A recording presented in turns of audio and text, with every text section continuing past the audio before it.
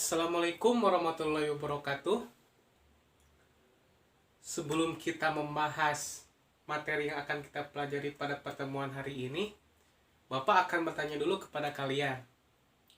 Masih ingat pertemuan minggu lalu mempelajari tentang apa? Betul sekali, bahwa pertemuan kemarin ini membahas mengenai pajak. Masih ingat juga apa pengertian dari pajak?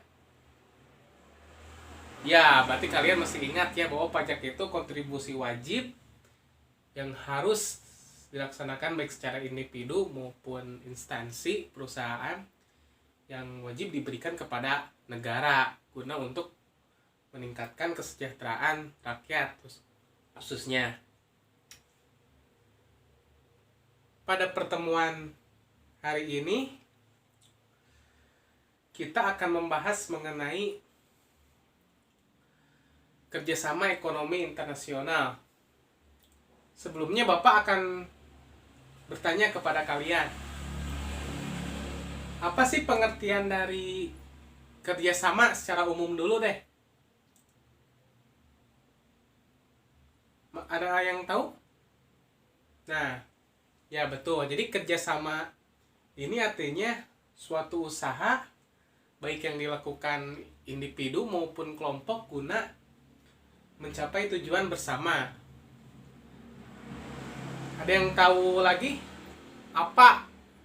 Kita masuk ke inti materi nih. Apa pengertian dari kerjasama ekonomi internasional?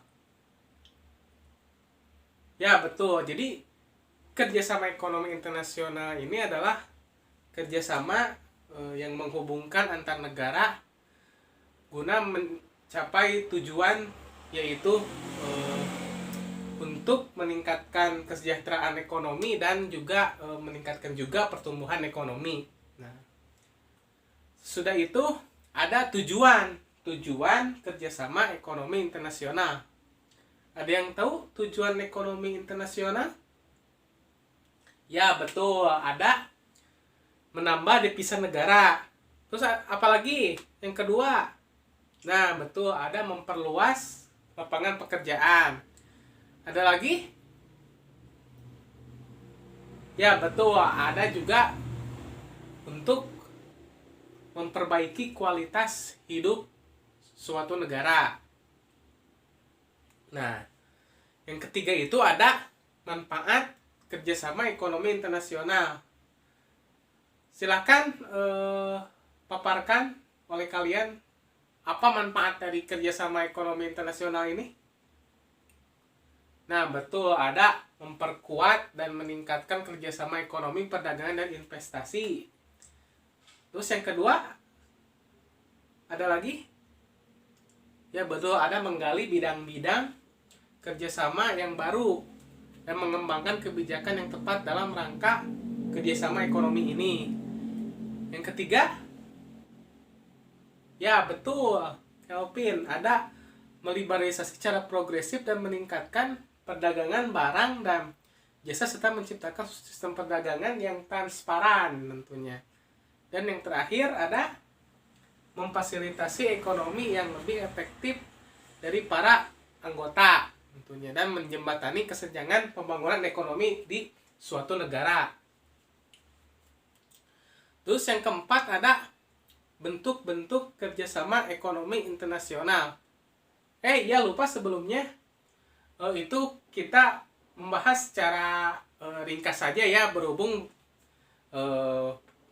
materi ini bisa dibaca oleh kalian sendiri dan bisa dipahami oleh kalian sendiri gitu.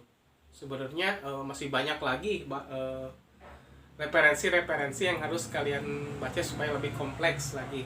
Terus yang keempat ada bentuk-bentuk ekonomi internasional. Nah, bentuk-bentuk kerjasama ekonomi internasional ini ada berapa? Ya betul, ada 4. Yang pertama ada kerjasama ekonomi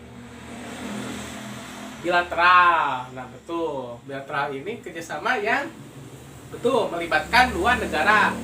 Yang kedua ada kerjasama regional. Yang betul, ada kerjasama yang berada di satu kawasan.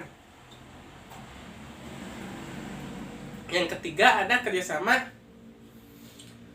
ekonomi antar regional, itu melibatkan antar kawasan, seperti contohnya ya betul sekali ASEAN dan Uni Eropa misalkan, contohnya seperti itu. Yang terakhir ada multilateral. Multilateral itu tidak dibatasi cakupan negaranya. Yang terakhir ada lembaga-lembaga yang ada di kerjasama ekonomi internasional. Ada apa saja? Ya betul, ada ASEAN. Nah, di ASEAN ini organisasi yang ada yang tahu mau mewadahi apa?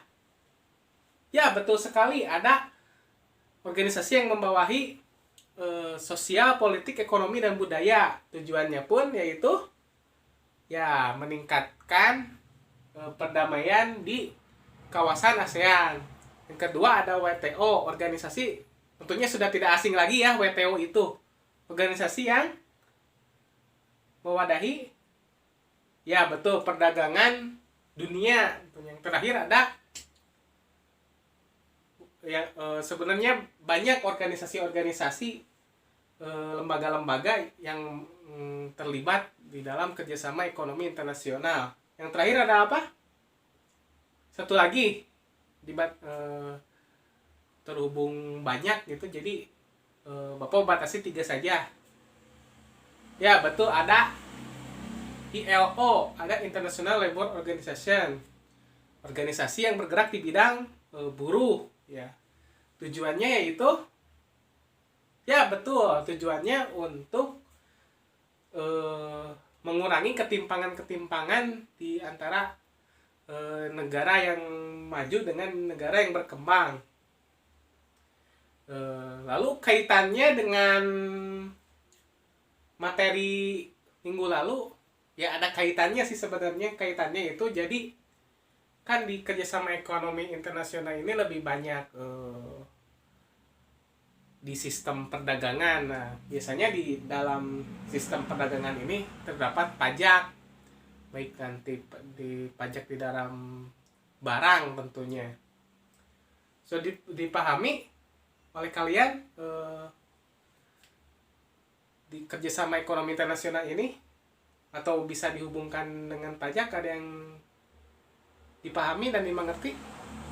Ya oke, apabila sudah dipahami, cukup sekian dan terima kasih. Mohon maaf bila ada kekurangan dan kesalahan. Billahi taufiq wa hidayah. Wassalamualaikum warahmatullahi wabarakatuh.